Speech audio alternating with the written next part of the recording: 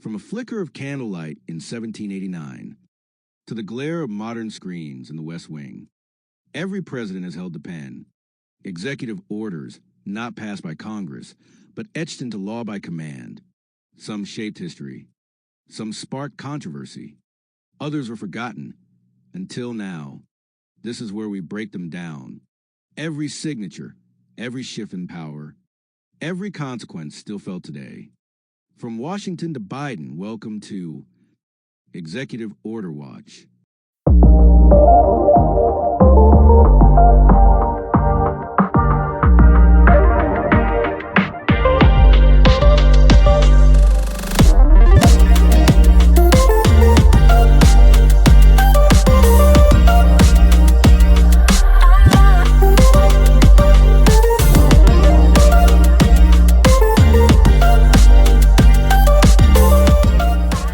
Democracy, we live for it. For democracy, we fight for it. For democracy, we've died for it. And for democracy, we watch it. This is Executive Order Watch. 2007 was a year of reckoning, recalibration, and resilience. By then, I had been president for nearly 7 years. America had endured the attacks of September 11th, engaged in 2 major wars, weathered natural disasters, and felt the pressures of a rapidly changing world. The weight of leadership never lightens. But in 2007, it felt especially heavy. Let's start with Iraq. The war had stretched into its 5th year. Public patience had thinned. The mission was under fire, both at home and abroad. In response, I made one of the most difficult and consequential decisions of my presidency, the surge. We deployed over 20,000 additional troops to Iraq with a singular focus: secure Baghdad, stabilize the region, and give the Iraqi government room to function. It wasn't a popular move, even within my own party. But leadership means doing what's right, not what's easy. By the end of that year, we saw measurable reductions in violence and a shift in momentum. It was a turning point. But it came at a high cost. Lives were lost, and trust in the mission had been deeply eroded. Back home, the early signs of the financial crisis were taking shape. The housing bubble began to crack. Subprime mortgages collapsed. I met with Treasury Secretary Henry Paulson and Federal Reserve Chairman Ben Bernanke to monitor the shifting economy closely. We were concerned, but at that point, the full scale of what was coming hadn't yet unfolded. Another pressing issue was immigration reform. I believed then, and still believe now, that America needed a fair, humane, and lawful way to handle immigration. I worked with members of both parties on a comprehensive plan, one that included stronger border security, temporary worker programs, and a path to earned legal status. But the bill failed in the Senate. That was a bitter disappointment. I had hoped 2007 would be the year we finally came together on that front. Meanwhile, I continued working on education reform through No Child Left Behind, pushed for global health initiatives, including significant funding for AIDS relief through PEPFAR, and expanded America's leadership in renewable energy research. Climate change and energy independence weren't just buzzwords, they were on my desk, and I took them seriously. In the international arena, I reaffirmed alliances, addressed global terrorism, and continued America's commitment to spreading liberty. The Middle East peace process was revived with the Annapolis Conference, where Israeli and Palestinian leaders met under U.S. guidance. I knew peace wouldn't come overnight, but I believed the dialogue mattered. Now, how did I govern in 2007? With urgency, with resolve, and yes, with mistakes. I had faced criticism, dissent, and political fatigue, but I never let that stop me from acting. I believed then, as I do now, that the presidency demands action, even when the path forward is narrow and uncertain. And as always, executive orders were one of the tools at my disposal. In 2007, I signed a series of orders that reflected national security priorities, institutional reform, and administrative continuity. Some were quiet, others controversial, We'll go over those in just a moment. Because understanding executive power is part of understanding how history is shaped, not just in headlines, but in fine print. So stay tuned. We're about to dive into the top 10 executive orders of 2007 and see what they meant then and what they mean now. Executive order in chronological order. 13422. Further amendment to executive order. 12866 on regulatory planning and review on January 18, 2007. Executive order in chronological order. 13,423. Strengthening federal environmental, energy, and transportation management. On January 24, 2007. Executive order in chronological order. 13424. Further amendment to executive order. 13285. Relating to the President's Council on Service and Civic Participation on January 26, 2007. Executive order in chronological order. 13,425. Trial of alien unlawful enemy combatants. By Military Commission on February 14, 2007. Executive order in chronological order.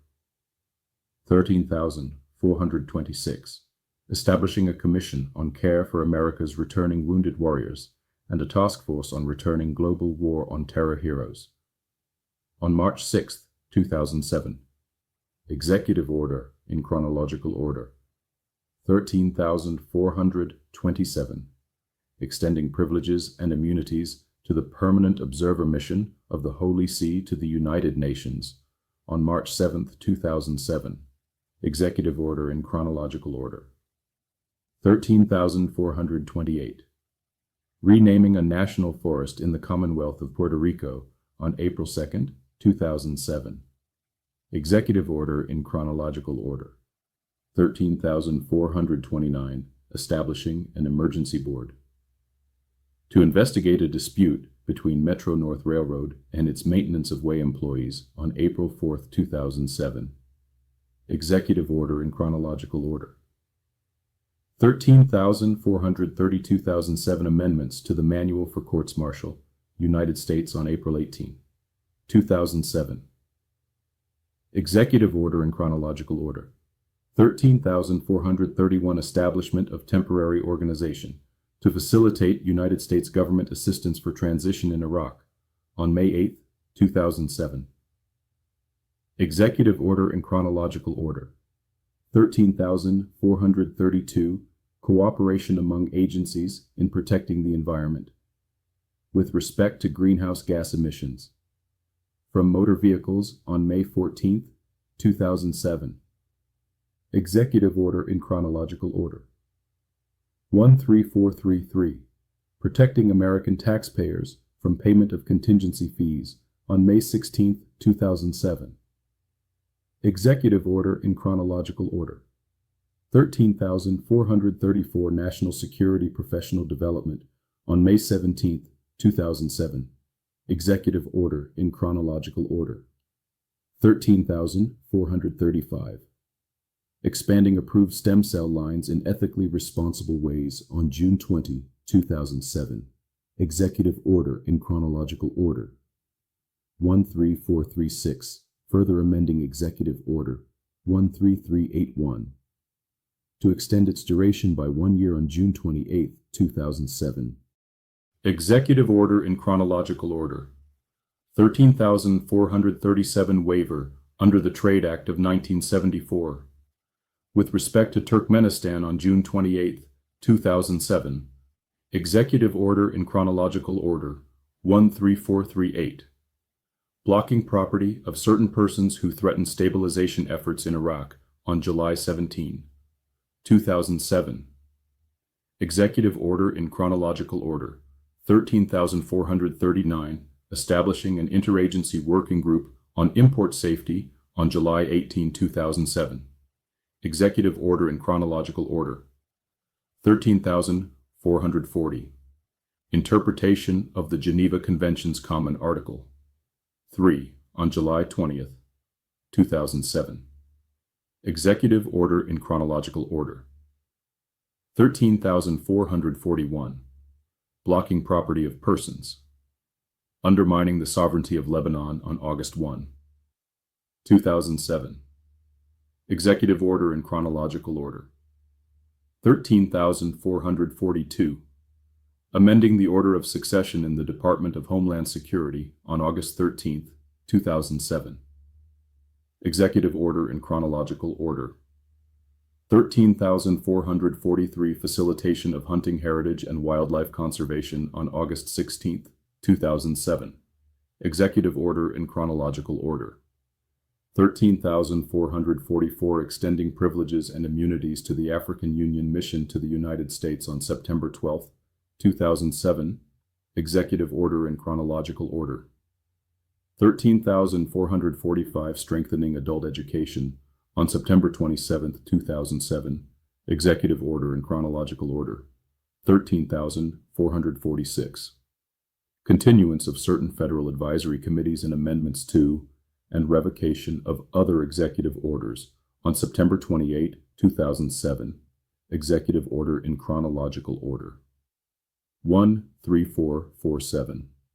Further 2007 amendments to the Manual for Courts Martial, United States on September 28, 2007. Executive Order in chronological order. 13448.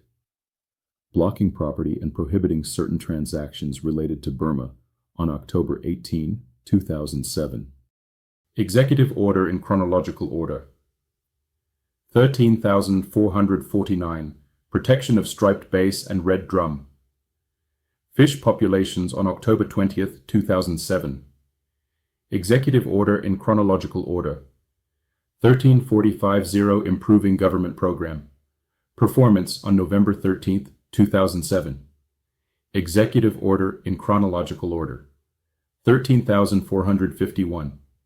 Designating the ITER International Fusion Energy Organization on November 19, 2007. Executive Order in chronological order. 13,452. Establishing an emergency board to investigate disputes between Amtrak and certain labor organizations on November 28, 2007. Executive Order in chronological order. 13,453. Closing of executive departments and agencies of the federal government on Monday, December 24, 2007. On December 6, 2007. Pauline's Pizza, where we deliver happiness one slice at a time. What's your craving today? Yeah, hi. Is Seymour there? Oh, Seymour. I think he might be busy making our special pies. But hey, why not swing by the pizzeria? We've got a pie with your name on it. Anything else I can help you with? I was looking for Seymour Butts. I see. Well, if you're looking for Seymour Butts, he might be hiding behind a pepperoni slice. Anything else I can do for you today? No, that's it. Hi, I'm Terrence, a marketing professional with a passion for helping your business grow smarter and faster. Here at DaBomb Digital Media, based right here in Atlanta, Georgia, we specialize in bringing your vision to life. Whether you're launching your first website or reimagining your entire digital presence, we've got you covered. From modern website design and search engine optimization to setting up your own AI-powered agency tools, we deliver innovative solutions that keep you ahead of the curve. Ready to unlock your business's full potential? Let's build something remarkable together. For more information, visit our YouTube channel. Just search DaBomb Digital Media on YouTube and start exploring tips, success stories, and everything you need to elevate your brand. Let's take a good, honest look at the year 2007 under President George W. Bush. Now, by that point, the country had been through a lot. 2 wars, a changing world economy, a government still trying to catch its breath after Katrina, and a public that was starting to lose confidence in the direction we were headed. In 2007, President Bush was deep into his second term. The administration was working to maintain a posture of strength, militarily, diplomatically, and economically. But the cracks were beginning to show. Iraq was still the central issue. And while the surge strategy introduced earlier that year started to reduce violence on the ground, The human and financial toll had left a mark. People were tired, troops were stretched, and support at home was waning. In that atmosphere, President Bush issued over 30 executive orders, each one revealing the priorities, pressures, and philosophy of his administration.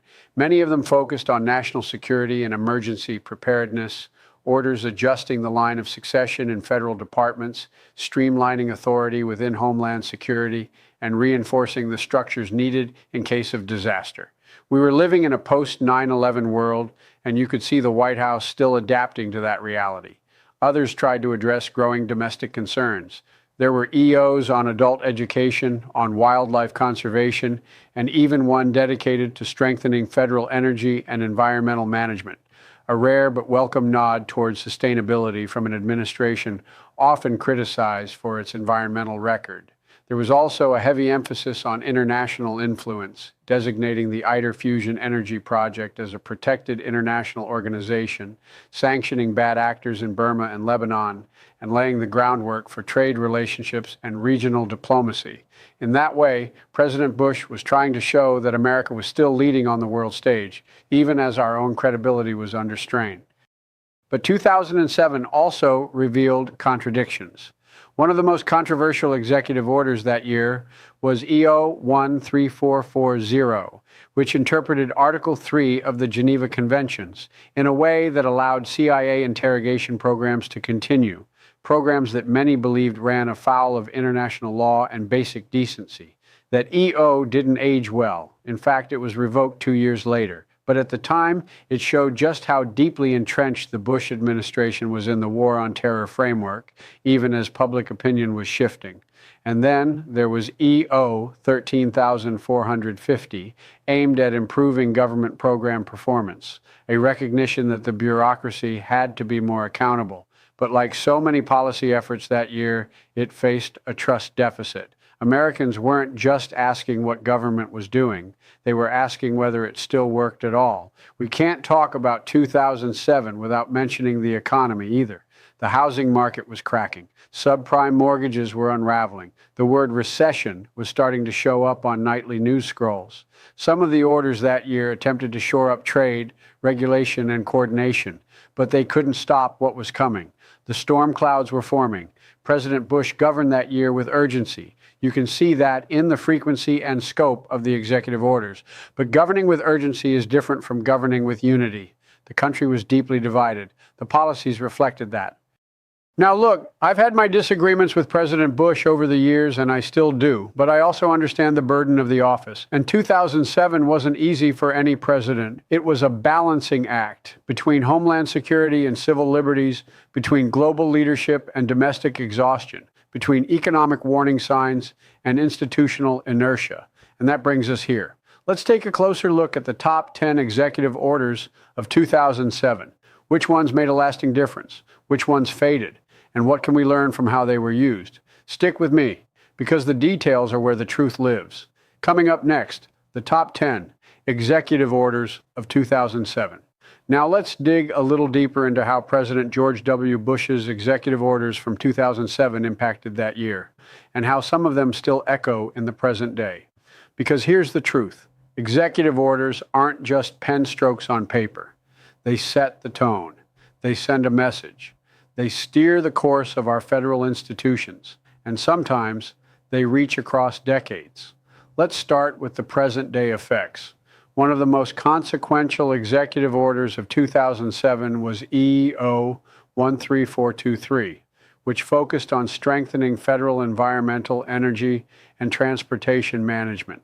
Now, back then, it may not have gotten headlines, but it laid the groundwork for sustainability policies that later administrations, including mine, have tried to build on. It's a reminder that even small steps toward environmental reform matter. In fact, some of today's climate strategy has roots in decisions made during that term. Then you had EO 13439, establishing an interagency working group on import safety. This was in response to rising fears about unsafe products, especially from overseas. We see echoes of that concern today, especially in post-COVID trade policy, where supply chain safety and foreign accountability remain front and center. There were also orders like EO 13441, which sanctioned those undermining Lebanon's sovereignty.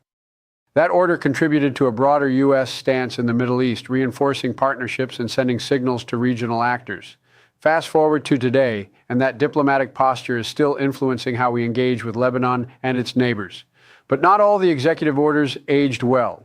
Take EO 13440, interpreting the Geneva Conventions in a way that allowed harsh interrogation techniques to continue under the CIA.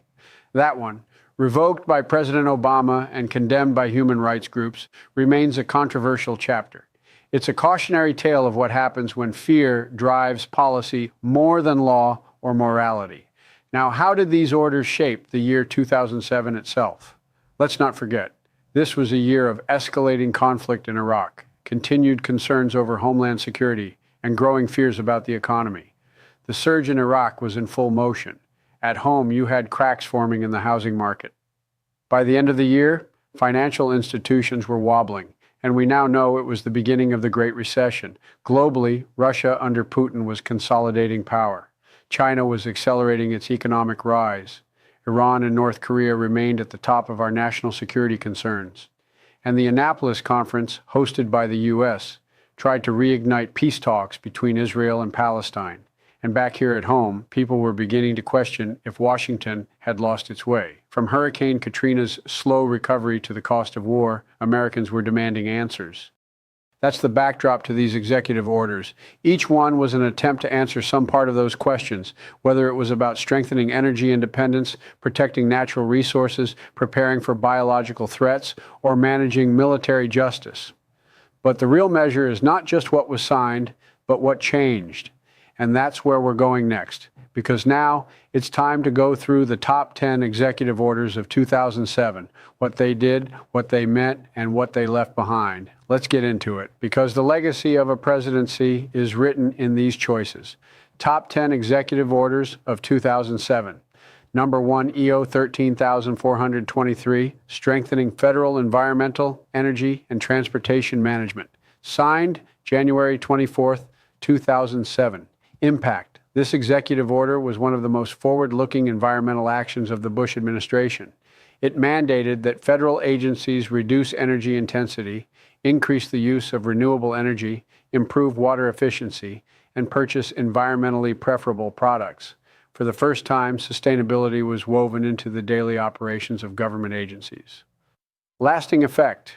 Although it was later revoked by the Obama administration and replaced by Executive Order 13693, its structure helped shape federal sustainability policies that are still in place today. It laid a foundation for green procurement, energy audits, and eco-conscious infrastructure upgrades in the federal government. Number 2, EO 13440. Interpretation of the Geneva Conventions as applied to CIA detention and interrogation.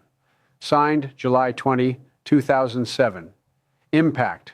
This order attempted to define how Article 3 of the Geneva Conventions applied to CIA interrogation techniques.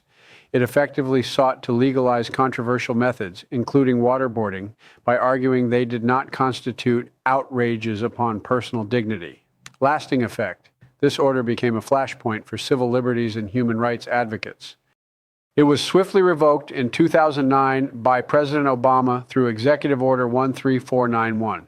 The backlash against Executive Order 13440 became part of the broader national reckoning with torture, forever staining the public perception of U.S. interrogation policy during the War on Terror.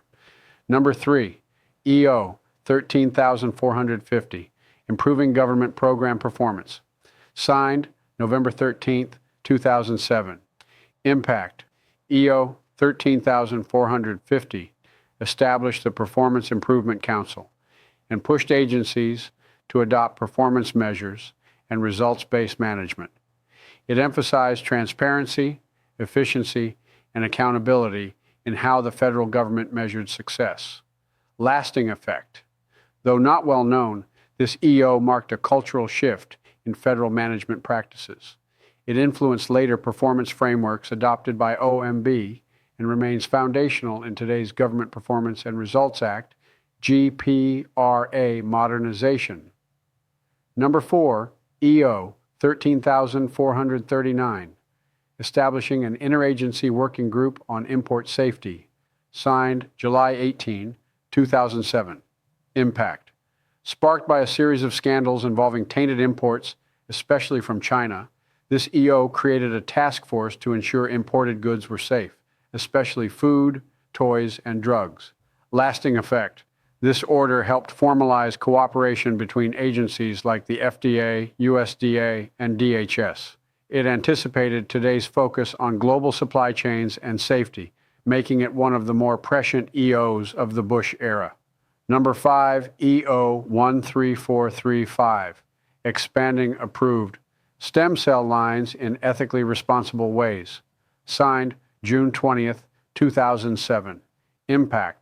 Bush had long been criticized for restricting embryonic stem cell research. This order tried to create a middle ground, promoting research that didn't involve embryo destruction. Lasting effect. While it didn't satisfy the scientific community, it opened the door for expanded stem cell funding and laid the moral groundwork for EO 13505, signed by President Obama in 2009, which reversed many of the previous restrictions. Number 6. EO 13448, blocking property and prohibiting certain transactions related to Burma, Myanmar. Signed October 18, 2007. Impact. This EO escalated economic sanctions on Burma's military junta in response to violent crackdowns on peaceful protests during the Saffron Revolution. Lasting effect. It became one of the strongest U.S. condemnations of the Burmese regime at the time and is part of the historical U.S. stance supporting democracy in Myanmar. It was eventually revoked in 2016 as part of normalized relations, but remains a blueprint for targeted sanctions. Number 7, EO 13438, blocking property of certain persons who threaten stabilization efforts in Iraq. Signed July 17, 2007. Impact. This EO targeted individuals and groups contributing to violence or instability in Iraq, giving the Treasury Department the power to freeze assets and block transactions. Lasting effect, it expanded the U.S. government's ability to pursue non-state actors, insurgents, and financial networks threatening reconstruction. It reinforced the idea that war isn't just on the battlefield, it's financial too. Number 8, EO 13441, blocking property of persons, undermining the sovereignty of Lebanon. Signed August 1, 2007.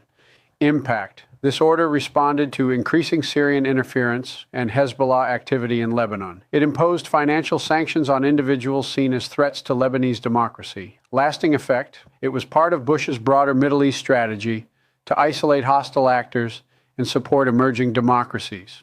It continues to influence U.S. policy toward Lebanon today, especially in how we frame Hezbollah's political and military wings. Number 9, EO 13443, facilitation of hunting heritage and wildlife conservation. Signed August 16, 2007. Impact. This EO directed federal agencies to support programs that promote hunting as a conservation tool. It recognized the role that hunters play in funding wildlife preservation through license fees and taxes on firearms and gear. Lasting effect, it continues to be cited by sportsmen's organizations and helped balance the conservation conversation by incorporating the values of rural and sporting communities. Number 10, EO 13446, continuance of certain federal advisory committees. Signed September 28, 2007. Impact. This sweeping EO renewed and reorganized dozens of advisory committees spanning everything from education to space exploration. It also revoked and superseded prior orders to streamline and update advisory roles. Lasting effect. It emphasized continuity of expertise and public-private collaboration, which remains critical in modern governance. These advisory groups continue to influence everything from federal nutrition guidelines to tech innovation policy. Conclusion. From war policy and human rights to environmental reform and trade safety, the executive orders of 2007 tell a story of an administration trying to govern through turbulence while preparing for the challenges that lay ahead. Some of these orders would be reversed. Others would evolve. A few became permanent fixtures in how we govern today. Some write history with blood, some with laws. but the sharpest stroke comes from the pen. Executive power ain't just a tool, it's a weapon wielded by the few, affecting the many. They sign it, we live it. They order it, we obey it. Here, watching, digging, remembering, from the plantation to the proclamation, from internment camps to civil rights stands, from surveillance laws to student loan draws. Order can change your life, and you might not even know it, but now you do. So stay locked in, stay woke, stay sharp. We ain't just talking about power, we tracking it. Executive Order Watch, and we ain't blinking.